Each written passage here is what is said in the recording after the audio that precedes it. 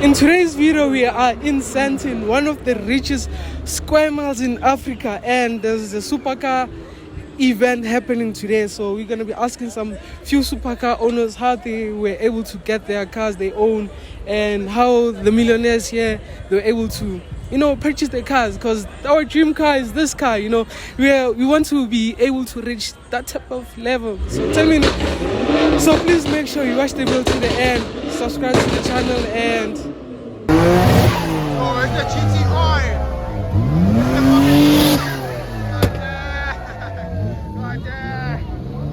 Oh shit.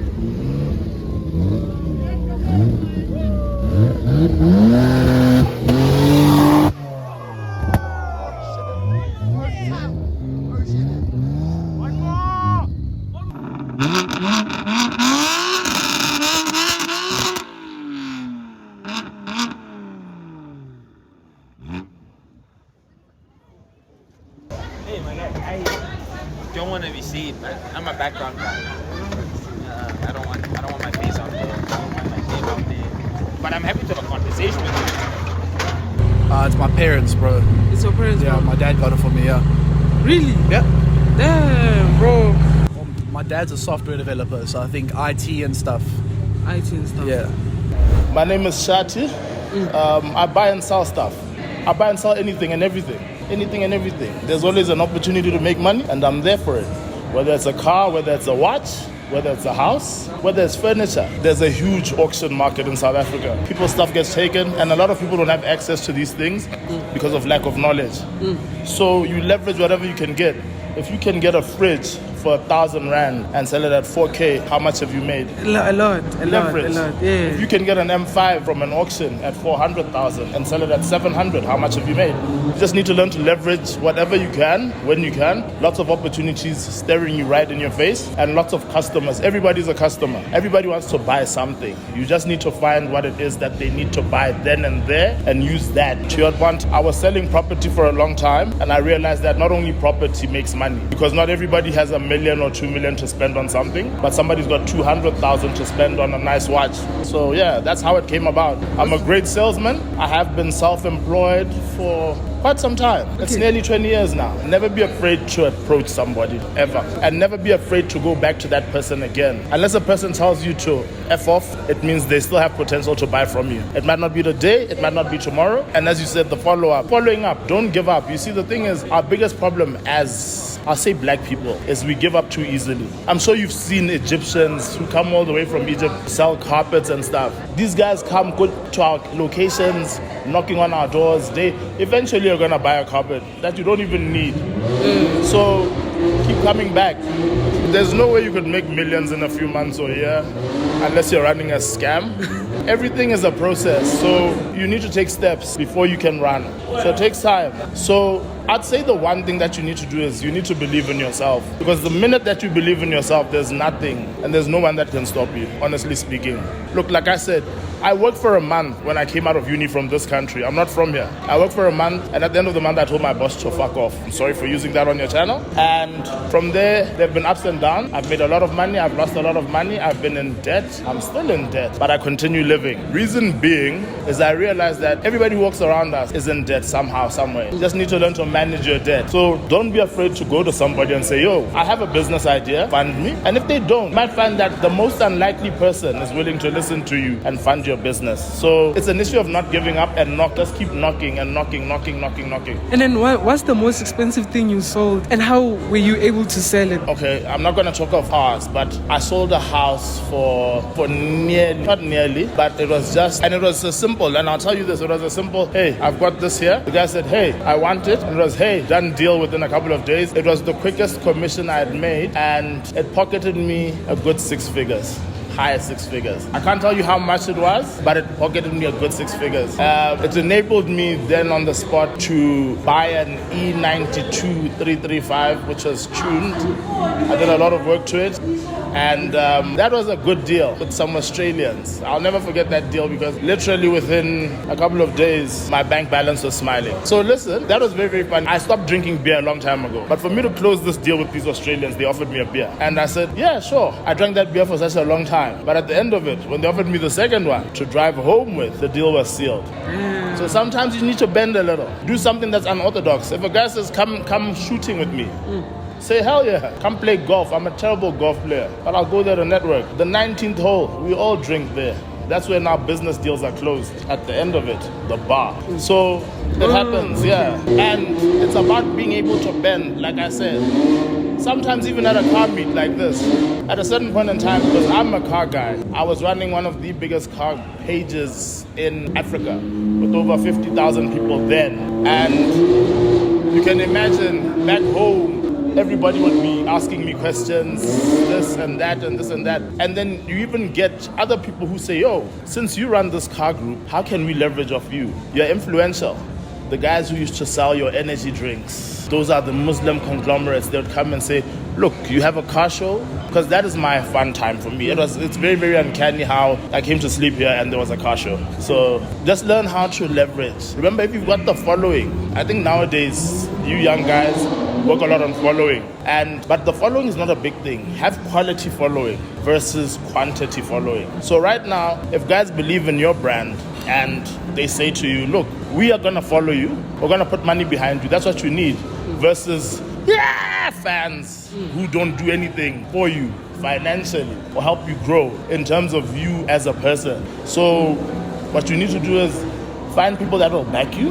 Remember, like I said, in the most random places where you'll find those people. Because there's still a lot of people who believe in people. So believe in yourself and people will believe in you. You need to be tenacious. Go for what you believe in. Be able to accept rejection.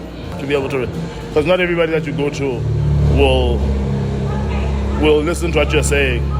The freight industry, do logistics. You do logistics. Yeah, we're into logistics. Well, we do with a lot of clients, a lot of goods. We are clearing a lot of goods, shipping and whatnot. Okay. What else? Is it in the Mainly we just clear and handle logistics for clients. Oh, Yeah. you know, I thought it was. When you talk about, I don't know what you mean. Every business has money. Okay. Because if I'm handling clearing of vehicles for clients, what, do you think that's not money? No, that is. Yeah, because I have to charge them. These vehicles are shipped. They are shipped all the way from Germany anywhere. So I handle their shipping all the way to here. Yeah. Okay. So I've been in the business since 2019. Okay. I started the business with a couple of friends. Mainly it was just because of my work. Oh, okay. Because of where I used to work. Okay. Yeah, I was in customs. So I decided to start a business from that. Our industry, you can't, even if you don't have money, you can still start it because it mainly works by referrals, you get. If I do something for you, maybe I handle your goods, you refer me to the next client, the next client refers you to the other client. So just like that, you create a chain. Oh, You create a chain of customers. okay. Yeah. Do you think? Oh, yeah. So it's about how good you are, how honest you are, how professional you are in your business. Okay. Yeah. First of all, you need to go to school. Okay. Don't let anyone fool you. School is very important. So you can't run. After school, learn the financials. You need to learn how money works. Yeah. After that, you also need to learn how to, have links with people. Get connections. It's not all about money, but if you have the money, connections are your number two. Okay. So be connected, network with people. That's the best way. That one will take you. You can learn whatever science course you need, but money is the goal. Okay. Learn how money works. My car is not here. I just came with a flight, but my car is not here. Okay. Yeah. If you go back in time to your younger self, what advice would you give yourself? I would say take a risk. Take a risk. Don't be scared. Take a risk. So when you were young, you were afraid to take risks. I was very afraid. You don't know what will come out of it. No one is is ready to teach you. So you just have to take a risk on your own. Okay. Don't wait for people. Take a risk. Okay. Yeah. And then what's the biggest financial decision you have ever taken that almost cost your business? Whoa. This is for me to learn. So we did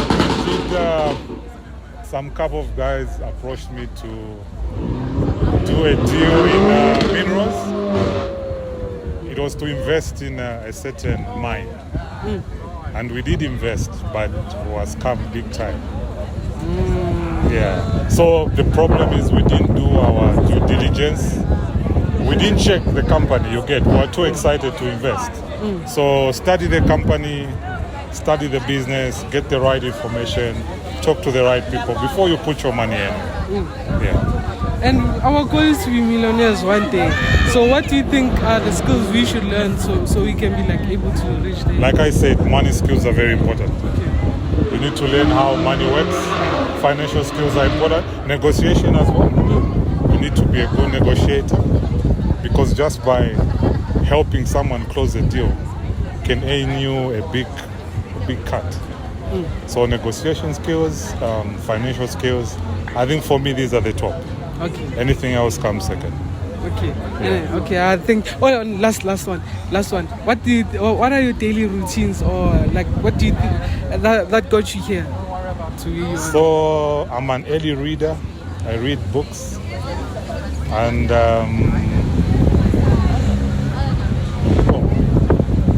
mainly exercise, just keeping my mind fresh. Yeah. Okay. But reading really gives me the skills, the knowledge, and it just helps me elevate. Yeah. Okay. I know you guys don't like reading. Yeah. If I ask you, give me one book you read. Rich Dad, Poor Dad. You finished it. No, I haven't finished it. And I do have, I have the hard copy at home, you know. Yeah, get hard copies. Don't rely on these soft copies. Hard copies are good.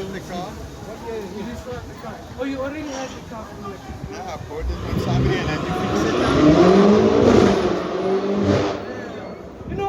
You know, my goal one day is to be able to afford this stuff. You know? You don't have to afford it, build it. I built it. You built it. Yep. And when you What do you mean built it? All over the world. Travel around, eBay. okay.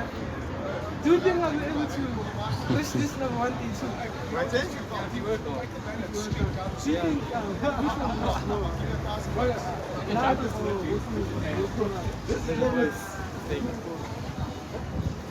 Thank you very much. Yeah. Okay, can I take a picture inside, please?